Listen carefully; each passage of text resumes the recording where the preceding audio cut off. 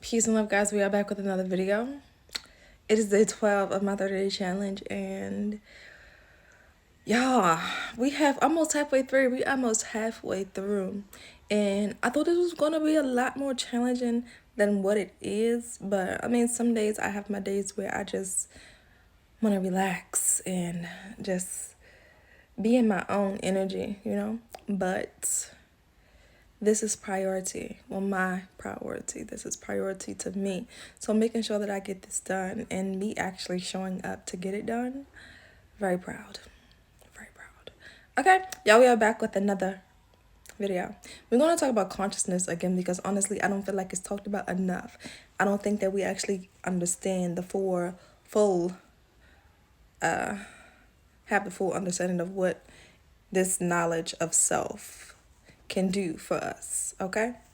When we gain knowledge of self, when we have an understanding of what our consciousness is truly here for, we are not here to just work a 9 to 5. We are not here to just be told what to do, how to live, how to act, how to be. That's not why we're here. When we gain an understanding of our true purpose on this planet, in this reality, a lot shifts. The way you act will change. The way you think will change, okay? And this is you just tapping into your higher self, your true state of being, okay? And once you get into that energy and understanding of why we are here, and you start to shift your actions and the way you think of why you're being, the way, when you change your thought of why you are here, okay? Your reality starts to shift along with your thoughts and your actions, okay? We start to break out of those cycles that have been passed down from generation to generation.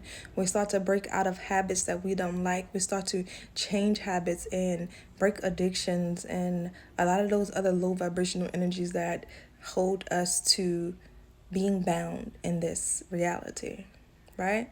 When we gain consciousness of self, we shift our we shift dimensions, okay? Because us being here on this planet, 3D reality, third dimension, when you start to gain knowledge of consciousness of self, you start to shift those realities, start to shift in dimension. You see things a little bit differently. A lot of people, that's what they call the awake state, being woke or whatever, once you gain that knowledge of self, that consciousness.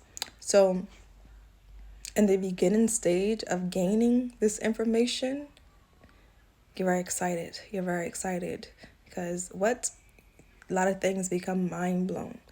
But then reality starts to kick in because once you gain that information, as I said, your reality starts to change along with the knowledge that you are gaining, right?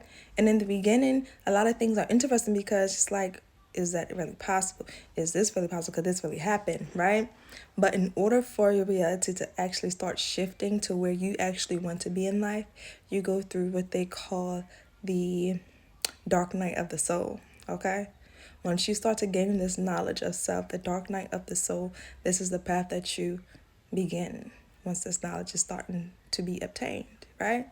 And the dark night of the soul is not a easy breezy. It's not fun. It's not fun. Depending on the lessons that you need to learn in order to get you to where you want to be in life. Okay? That's when a lot of shadow work and mirror work is being done.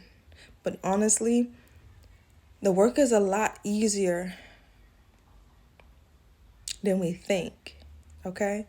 Because sometimes our emotions get in the way and our thoughts get in the way sometimes. We think and what we feel with fear. Fear is really the main thing that needs our attention. Because once we're older and we gain this information, a lot of the things that we have been programmed to since we were born, we're kind of clinging on to that information, right? So it's kind of like a belief thing. Do I still believe what I've learned? Right? Or should I take a leap of faith and shift that perspective of life?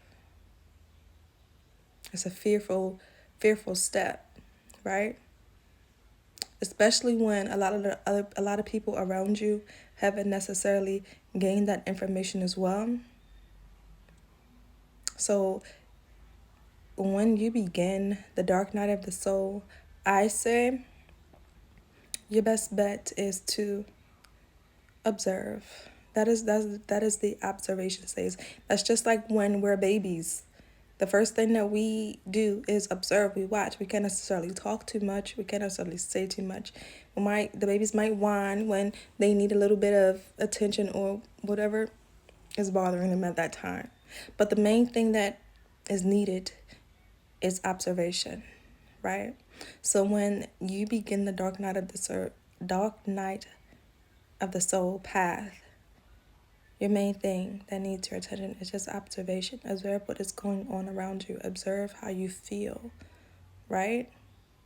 Once you observe how you feel, then you can start reading yourself better. And observation is just not reacting so much, right? It's taking a step back and just watching. Not saying too much, not doing too much. Okay? So when you get into that stage of just gaining information, you're learning. That is the learning stage of what to do, what not to do, right? As I said, as a baby, when in the beginning stages, they can't necessarily say too much. They can't do too much. So they're watching, they're learning, they're observing. And this is the first state of being when you enter the dark night of the soul. Okay? And this video could go on forever. Also, in the beginning stages of the dark night of the soul, you start to have dreams. The dreams start to become more vivid, right?